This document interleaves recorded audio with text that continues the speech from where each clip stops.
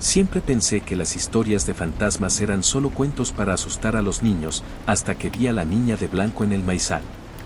Esto pasó hace algunos años, cuando fui a pasar una semana en la granja de mis abuelos, en un pequeño pueblo del estado de Sinaloa. Un lugar tranquilo, caluroso, rodeado de campo y silencio. La granja estaba justo al lado de un maizal enorme.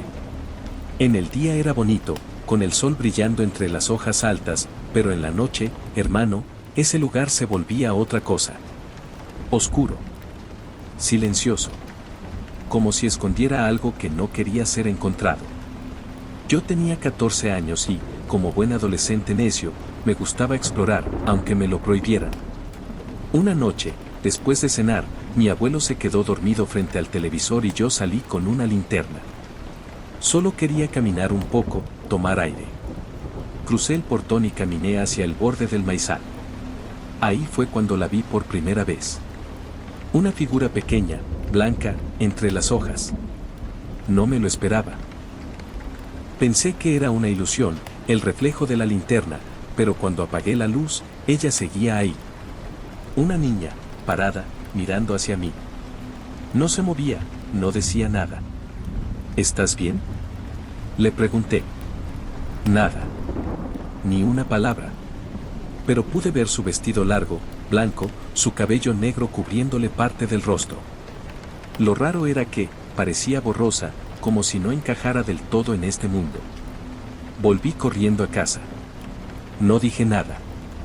¿Quién me iba a creer? Esa noche soñé con ella. Estaba en el maizal, pero esta vez más cerca. Me tomaba la mano y lloraba. Sus lágrimas eran tan tristes que, aunque sabía que debía tener miedo, solo sentí compasión. Al día siguiente pregunté a mi abuela si alguien vivía cerca, si alguna niña se había perdido. Ella me miró raro y bajó la voz. Hace muchos años, una niña desapareció en ese maizal. Dicen que se metió a jugar y nunca salió. La buscaron por días, hasta con perros. Nunca encontraron su cuerpo. Algunos dicen que se cayó en un pozo viejo. Otros dicen que el maizal se la tragó. Tragué saliva. No podía ser coincidencia. Esa noche volví al maizal. No sé por qué, algo dentro de mí me empujaba a ir. Y ahí estaba ella, otra vez. Pero esta vez me habló. ¿Puedes ayudarme? Su voz era suave, apenas un susurro entre las hojas. Le pregunté qué necesitaba. Mi mamá, la estoy esperando. Sentí un nudo en el estómago. Esa niña no sabía que habían pasado décadas. Seguía esperando en ese lugar, sola, atrapada entre el maíz y el olvido. ¿Quieres que la busque?, le pregunté. Ella solo asintió con la cabeza. Luego caminó hacia el centro del maizal y desapareció. Volví muchas veces en los días siguientes. Hablamos. Le conté cuentos, le llevé una muñeca de mi hermana, le dejé flores. Sentía que, de alguna forma, le estaba dando paz. Antes de volver a la ciudad, fui una última vez. Ella estaba allí, como siempre. Pero esa vez, me sonrió. No me había sonreído antes. Gracias, me dijo. Ya no tengo frío. Y luego, se desvaneció. Frente a mis ojos. Como si nunca hubiese estado. No volví a verla desde entonces. A veces pienso que me lo imaginé, que fue parte de mi imaginación juvenil. Pero luego recuerdo su sonrisa, sus ojos tristes, su voz. Y sé que no fue un sueño. Al pasar por un maizal, aún siento que algo me observa. Pero ya no me da miedo.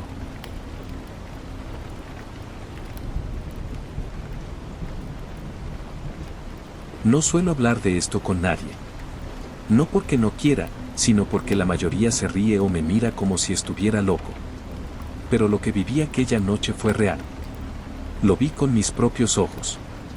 Y aún hoy, al recordarlo, se me eriza la piel.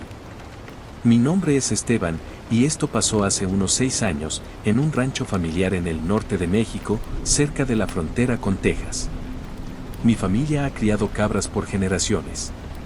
Sabemos cómo proteger al ganado. Pero nada nos preparó para lo que ocurrió esa semana. Todo empezó una mañana cualquiera.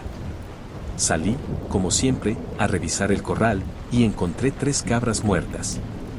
No estaban mordidas como lo haría un coyote o un perro salvaje.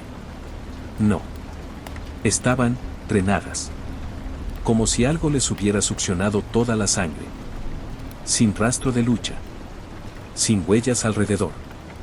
Solo un par de agujeros en el cuello y nada más. Llamé a mi padre, que ya tiene sus años.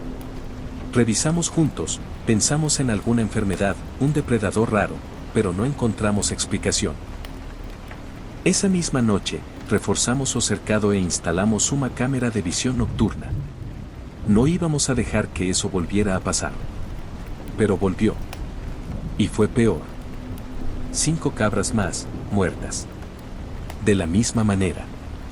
Y esta vez, una de las cámaras captó algo. Una sombra. Apenas un movimiento entre los árboles. No se veía claramente, pero era algo bajo, ágil, con ojos brillantes. Muy brillantes. Mi padre no quiso saber más. Dijo que era mejor no provocar a lo que sea que fuera. Pero yo tenía que saber. A la siguiente noche, me armé con una linterna, un machete y esperé escondido cerca del corral. El silencio era tan pesado que dolía en los oídos. Ni los grillos se escuchaban. Y entonces, lo vi. Salió arrastrándose entre la maleza. Caminaba en 4 patas, pero a veces se alzaba, como si pudiera andar en 2. Su piel era gris, como de reptil, pero más áspera, con espinas en la espalda. Era pequeño, más bajo que yo, pero su presencia era aterradora. Los ojos, rojos, como brasas vivas. Y la lengua larga, moviéndose como la de una serpiente. Se acercó a una cabra, la inmovilizó sin hacer ruido, y le clavó los colmillos. Yo no podía moverme. Quería correr, gritar, pero me sentía paralizado, como si ese ser supiera que yo estaba allí y me retaba a hacer algo. Cuando terminó, levantó la cabeza. Me miró. Lo juro por lo que más quiero, me miró directo a los ojos. Y luego, desapareció en la oscuridad. No corrió. Se desvaneció. No dormí esa noche. Al día siguiente, quemamos el cuerpo de la cabra y rezamos. Mi padre dijo que esto ya lo había escuchado cuando era joven. Que en Puerto Rico, muchos años atrás, decían que una criatura mataba a los animales igualito. La llamaban el chupacabras. Nunca pensé que fuera real. Hasta esa noche. Desde entonces, no hemos vuelto a perder ningún animal. No sé si fue por los rezos, por el fuego, o porque la criatura simplemente decidió marcharse. Pero a veces, en las noches sin luna, creo escuchar algo en el monte. Un susurro. Un crujido. Algo que me recuerda que él estuvo aquí. Y que puede volver. Por eso cuento esto. No para que me crean, sino para que estén alertas.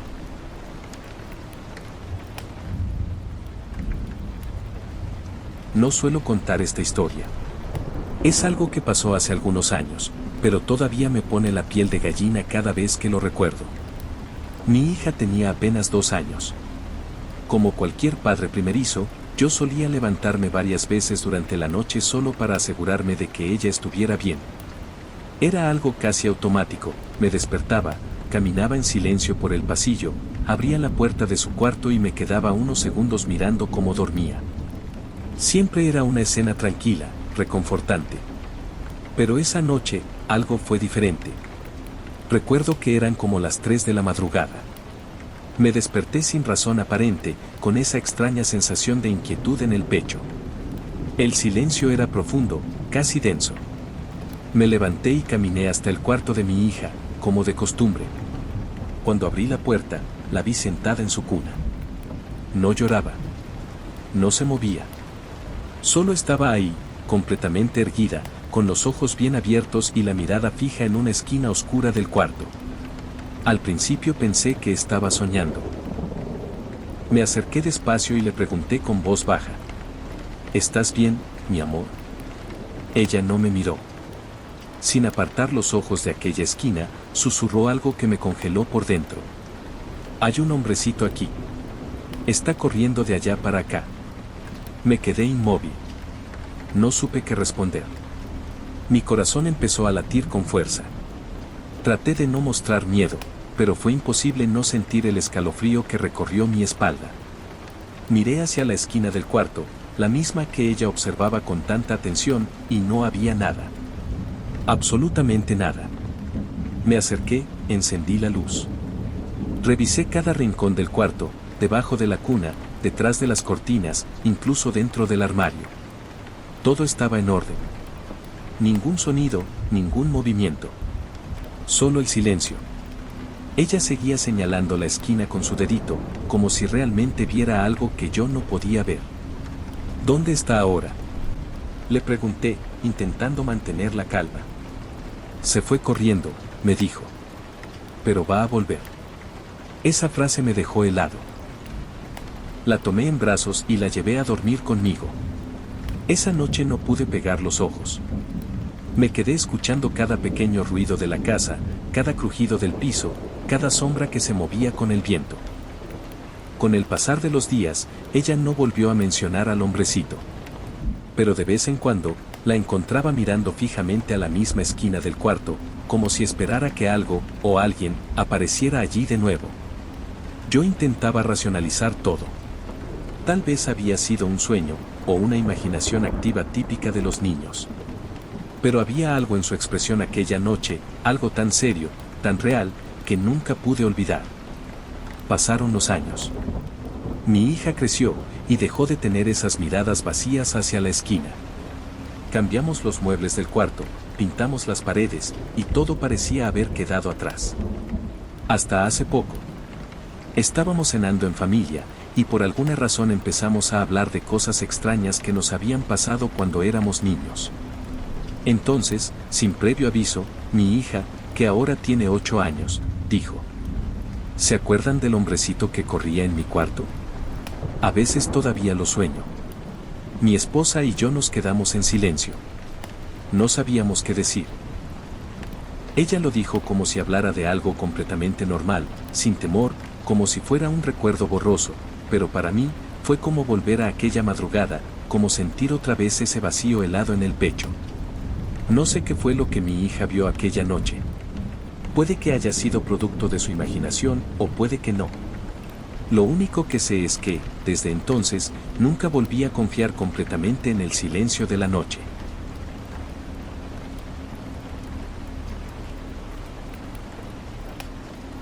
Hace poco me mudé a una casa que tiene casi 100 años. Cuando la compré, pensé que sería una aventura vivir en un lugar con tanta historia.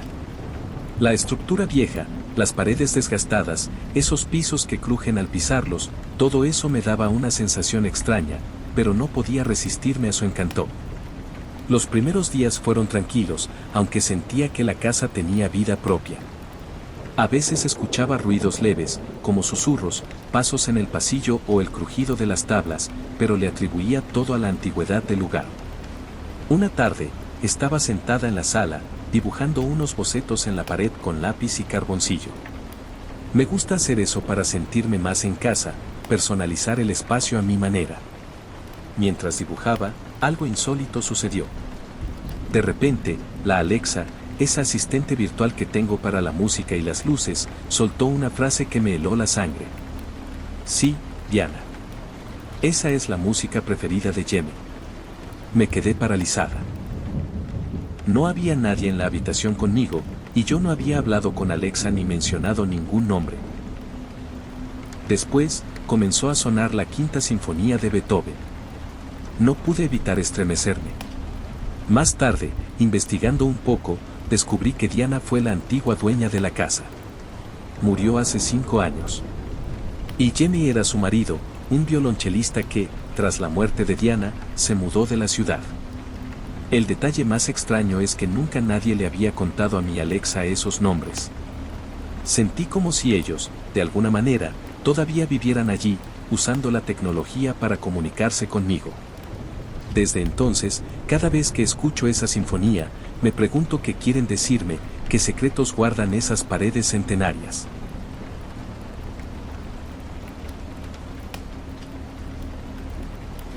Cuando tenía 19 años, trabajaba en el turno de noche. Debo confesar que siempre sentía una mezcla de miedo y respeto por esas horas tan oscuras.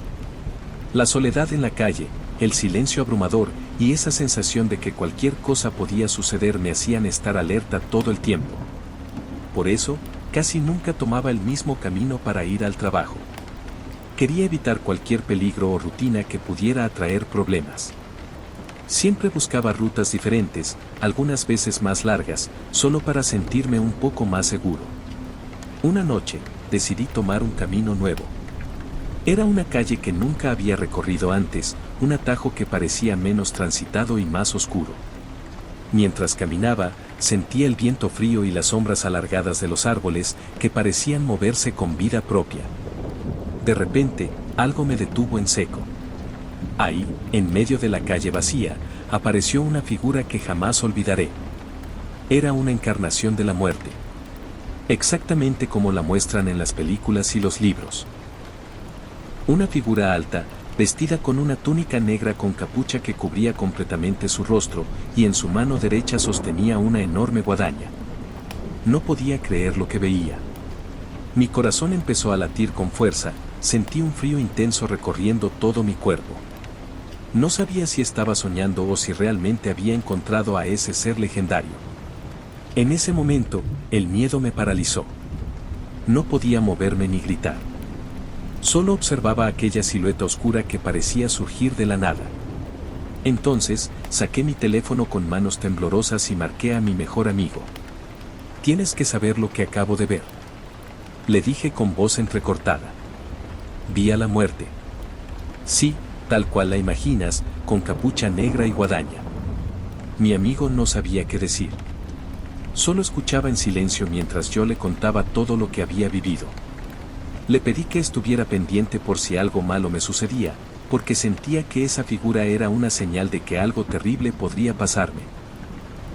Pasaron varios días y poco a poco empecé a olvidar aquel encuentro. La vida siguió su curso normal. Pero entonces, ocurrió algo inesperado. Tuve un accidente de tráfico. Fue una noche lluviosa, las calles resbalaban y, en un instante, perdí el control del vehículo. Chocó contra un árbol y quedé inconsciente. Ingresé en estado de muerte clínica.